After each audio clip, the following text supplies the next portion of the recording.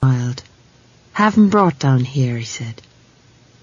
The cat sat up and looked interestingly at the forge's wide doorway. As the smith called excitedly up the stairs, it jumped down and padded slowly across the floor, purring like a bandsaw. A tall, white-haired woman appeared at the bottom of the stairs, clutching a bundle in a blanket. The smith hurried her over to where the wizard sat. "Right," she began. "This is very important," said the smith importantly. "What do we do now, sir?" The wizard held up his staff. It was man-high and nearly as thick as his wrist, and covered with carvings that seemed to change as the smith looked at them, exactly as if they didn't want him to see what they were. "The child must hold it," said Drumbillet. The smith nodded and fumbled in the blanket until he located a tiny pink hand. He guided it gently to the wood. It gripped it tightly. "But," said the midwife. "It's all right, Granny. I know what I'm about. She's a witch, sir. Don't mind her." "Right," said the smith. "Now what?" The wizard was silent. "What do we do now?" the smith began, and stopped. He leaned down to look at the old wizard's face. Billet was smiling, but it was anyone's guess what the joke was. The smith pushed the baby back into the arms of the frantic midwife. Then, as respectfully as possible, he unpried the thin pale fingers from the staff. It had a strange, greasy feel, like static electricity. The wood itself was almost black, but the carvings were slightly lighter, and hurt the eyes if you tried to make out precisely what they were supposed to be. "Are you pleased with yourself?" said the midwife. "Eh?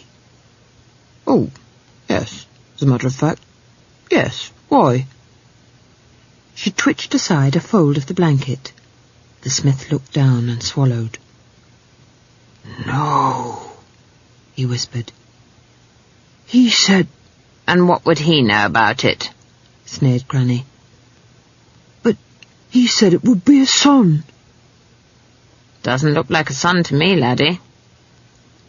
The smith flopped down on his stool, his head in his hands. "What have I done?" he moaned. "You've given the world its first female wizard," said the midwife.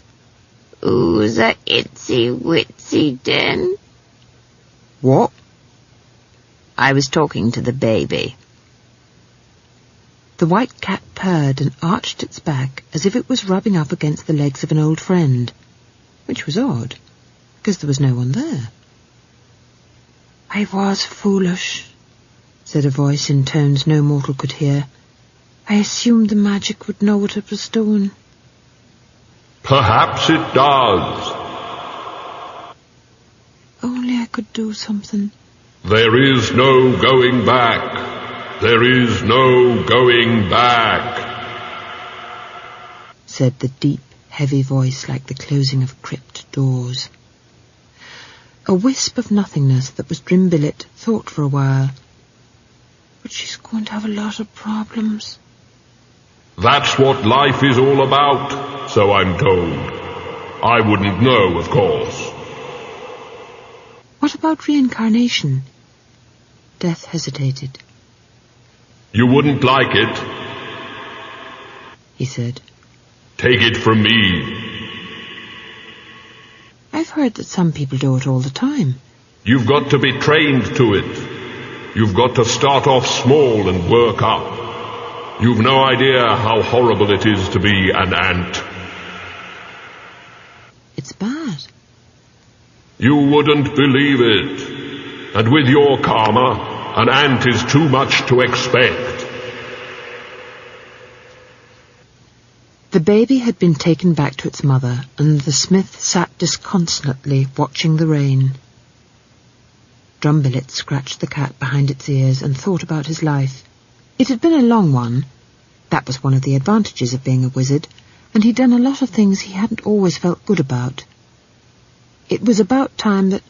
"I haven't got all day, you know," said Death reproachfully. The wizard looked down at the cat and realized for the first time how odd it looked now. The living often don't appreciate how complicated